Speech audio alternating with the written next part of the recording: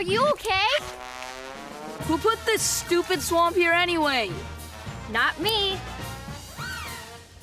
The Great Eastern Mudbelly is most comfortable in wetland areas. Nothing could be comfortable here. It's a swamp. The mudbelly is a grouchy creature.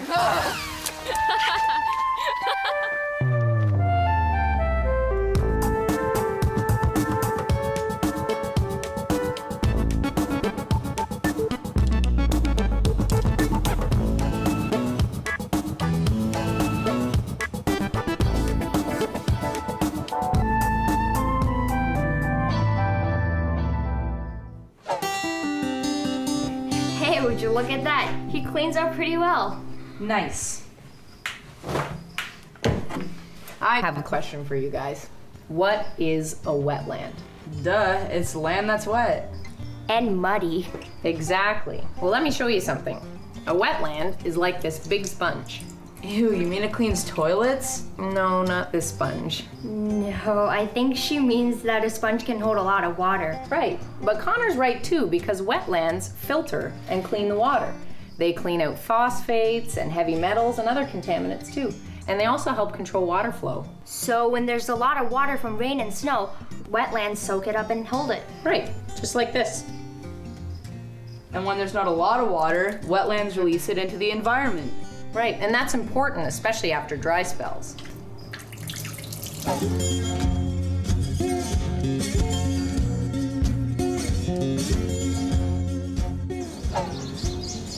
There sure does seem to be a lot going on here. What do you mean? Well, we've only been here for a little while, and we've seen all kinds of wildlife. Muskrat, turtles, fish, beavers, dragonflies, butterflies. Oh, look, over there, on the cattail. It's a wetland site you can always count on, with a call like no other. It's a red-winged blackbird, named for the male's bright red shoulders, called epaulettes, which he can hide or show off in a dazzling display. The female red-winged blackbird looks very different, often mistaken for a large sparrow. Males migrate separately from females, arriving at breeding areas weeks in advance, and is one of the first signs of spring. In the summer, red-winged blackbirds nest and breed in wetlands across Canada. They defend their territory fiercely, attacking much larger animals to protect their nests. Connor, this morning you said nothing could be comfortable here. Okay, I admit, I was wrong. Just because wetlands aren't cozy for us, it doesn't mean that they aren't ideal homes for tons of other living things, including some really big ones.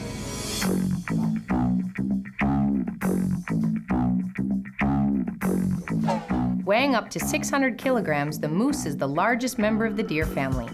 They range from the Yukon and British Columbia to Newfoundland and Labrador. Moose love Canada's wetlands, particularly in the summer. They're excellent swimmers and can dive more than 5 meters to reach lush underwater plants. On land, they're just as skilled. In fact, moose can run faster than horses. Their speed and power come in handy against predators, mostly bears and wolves, who prey heavily on calves during the first few weeks of life. In many parts of Canada, it's not unusual to encounter moose on rural roads. Although they don't have claws or sharp teeth, moose can be aggressive during mating season in the fall, or if you come between a cow and her calf in the spring. With all this wildlife here, it reminds me of this thing we're studying in science, biodiversity. We're studying that too.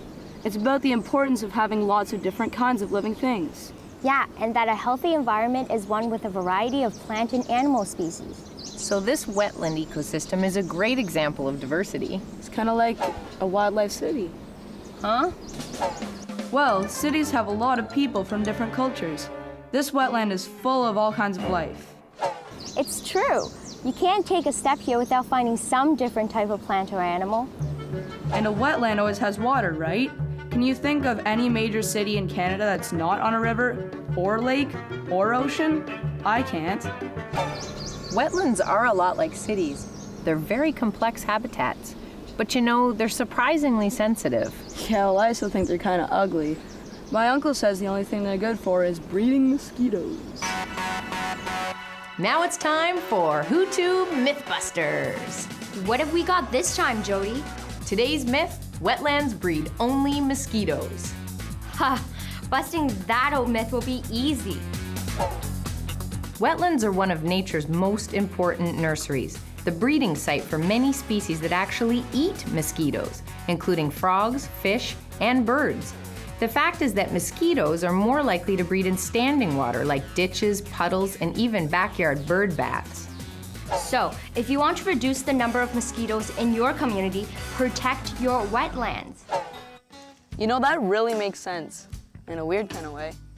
Well, just because you can't skateboard on a wetland doesn't mean it's not valuable. And that's one of the problems with wetlands. People think they're not good for anything. Yeah, well, most people are probably a lot like me. They don't know a whole lot about wetlands or how important they are. Connor, you know a lot more than you think. Let's check and see. It's time to test your wildlife knowledge on Wetland Wizards. Can you check your buzzer, Connor? Make sure it's working? And Jenny, yours too? First skill testing question. Which one of these animals doesn't belong in wetlands? Fox, beaver, osprey, or snake? Fox. I'm sorry, that is not correct. Jenny? That is a trick question. All those animals are found in wetlands. Correct! Next, name the continents that do not have wetlands. Jenny? Antarctica, Connor? Another trick question. Wetlands can be found on all continents, even Antarctica. Well done! Okay, Connor. One more question to break the tie. How many different kinds of wetlands are there? 6. No, 2. 10. 8. 62. 5. Right. 5. What are they? Hey, you said one more question. Yeah, but it's got 2 parts. What are the different types of wetlands? Round, oval, big, small, and ginormous. What? That's 5. Jenny? swamps, marshes. I don't know the others. Partial points for you both. The 5 types are bogs, marshes, fens, swamps, and shallow water wetlands, which can be salty or fresh.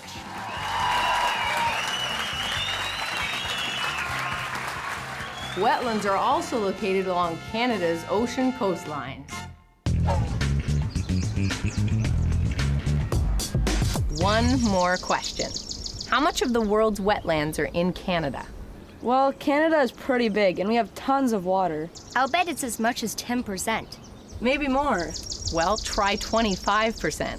You mean we've got 1/4 of the planet's wetlands? Wow, so that means we have a big job caring for these areas. And here are a few ways you can help. Don't remove turtles, frogs, or other animals for pets, and keep your dog on a leash if you go for a walk near a wetland. Build and put up nest boxes to welcome more birds. Use lawn fertilizers wisely, since they can be washed into wetland areas. Tell your friends and neighbors about the importance of wetlands and the need to protect them. You can also visit Hinterland Who's Who online to learn more about Canada's wetlands. And to tell us about your ideas for protecting them. And remember, no matter where you live in Canada, wildlife is close by, so get out and see it.